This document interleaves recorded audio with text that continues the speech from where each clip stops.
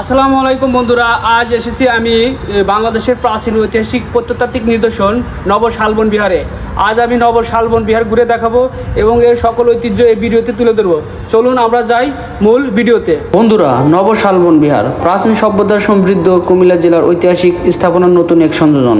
কোটবাড়ি এলাকায় নব শালবন বিহার প্রায় 2.5 একর জায়গার উপর 1995 সালে 8 সেপ্টেম্বর নব শালবন বিহার ও বাংলাদেশ বুদ্ধিস্ট কালচার একাডেমি প্রতিষ্ঠা করা হয়। শৈল্পিক এই বৌদ্ধ উপাসনালয় দক্ষিণ পূর্ব এশিয়ার বৌদ্ধ ধর্মাবলম্বীদের অন্যতম শান্তির বিহার হিসেবে পরিচিত। 2014 সালে থাইল্যান্ডের বৌদ্ধ ধর্মীয় ফাউন্ডেশনের উপহার হিসেবে পাওয়া ধাতব পদার্থের তৈরি প্রায় 6 টন ওজনের 30 ফুট উচ্চতার বৌদ্ধ মন্দির এখানে স্থাপন করা হয়। বন্ধুরা, নব শালবন বিহারে প্রবেশ করলে প্রথমে সোনালী রঙের বিশাল বৌদ্ধ মূর্তি দেখতে পাবেন।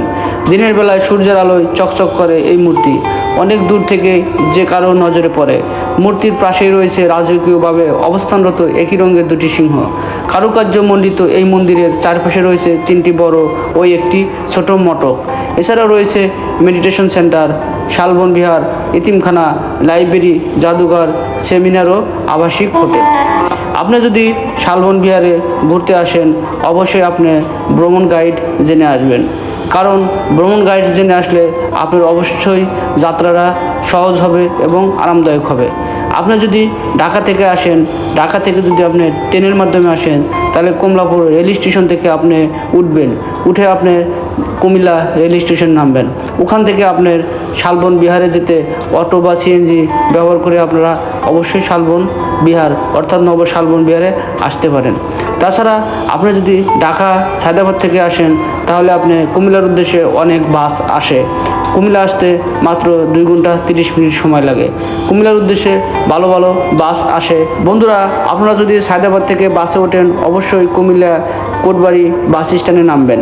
ওখান থেকে আপনারা অটো বা সিএনজি যোগে নব শালবন বিহারে আসতে পারেন। নব শালবন বিহারে ঘুরতে আসলে বা ভ্রমণ করতে আসলে অবশ্যই আপনারা পরিবার নিয়ে আসতে পারেন।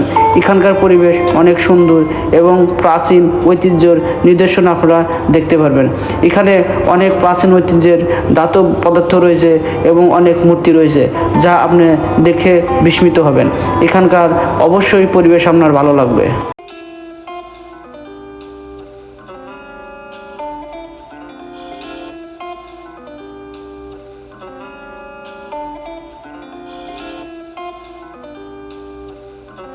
ভাই ভালো আছেন? হ্যাঁ, ভালো আছে। আচ্ছা, নব শালবন বিহার ঘুরতে যাচ্ছেন, এই শালবন বিহার ঘুরতে কিরকম লাগলো আপনার কাছে? না, আসলে অনেক ভালো লাগছে, কারণ ছোটবেলা থেকে শুনতেছি যে অনেক হেরিটেজ আর কি এটা। আচ্ছা আচ্ছা আচ্ছা। তো আসলাম। আমরা সবসময় বইতে পড়ছি আর কি, যাই হোক দেখছি, কিন্তু বাস্তবে দেখা হয় না। হ্যাঁ, বাস্তবে দেখা হয় নাই। এখন আজকে দেখলেন, তাই না? হ্যাঁ। আর দর্শনার্থীদের কি বলবেন, এখানে এসে কি পরিবেশ কিরকম আর কি? আর কি পরিবেশটা আউটস্ট্যান্ডিং, কারণ এখানে আসলে আর কি মনে করেন অনেক আর কি পিসফুল লাগে। আচ্ছা আচ্ছা so I can really feel the depth of the heritage. আচ্ছা আচ্ছা। মানে আসলে এটা একটা কুমিল্লার কিন্তু একটা ঐতিহ্য এবং হ্যাঁ, বাংলাদেশের ঐতিহ্য আর কি। আপনার নব শালবন বিহার দর্শনার্থীদের কি বলবেন, যারা মানে এই নব শালবন বিহার দেখতে আসবে আর কি, তাদের উদ্দেশ্যে কি তারা কিন্তু আসতে পারে, তাই না? হ্যাঁ, অবভিয়াসলি তারা আসতে পারে আর এখানের এত মাধুর্যটা গ্রহণ করতে পারে। আর এখানে আসলে কি অটোমেটিক্যালি মনে করেন আচ্ছা আচ্ছা মাইন্ডটা ফ্রেশ হয়ে যায়। আচ্ছা আচ্ছা। তো ধন্যবাদ ভাই। কোথা থেকে আসছিলেন আর কি? আমি আসছি সিলেট থেকে। আচ্ছা আচ্ছা, সিলেট থেকে অনেক দূর থেকে আসছেন। হ্যাঁ, হ্যাঁ। ঠিক আছে ভাই, আপনাকে ধন্যবাদ। হ্যাঁ, ধন্যবাদ।